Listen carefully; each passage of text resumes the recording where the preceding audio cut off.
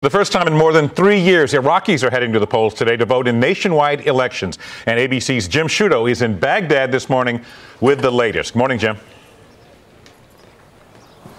Ron, good morning. I'm outside one of more than 6,000 polling stations around the country, and keeping them safe today is a massive security operation. Tens of thousands of soldiers and police like these, but so far today, a handful of injuries, no deaths, no major incidents of violence.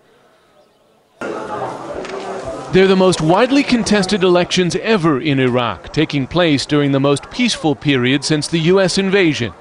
To get a sense of just how different this vote is, meet Makarim Abdul Karim, florist and candidate in central Baghdad. She's going door to door, something that would have been too dangerous just a few months ago. And her platform has more to do with fixing potholes than pandering to Iraq's religious sects. We focus on services, she said, unlike other parties who focus more on politics and religion. Across the country, 14,000 candidates vying for 400 seats. This is the ballot just for Baghdad, and you really get a sense of how wide open, even confusing this election is. 57 seats, nearly 2,500 candidates, almost 50 candidates for every seat.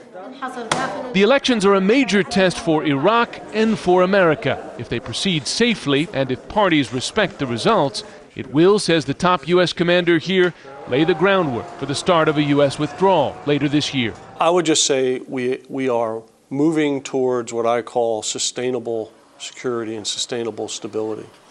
And we're getting closer every day.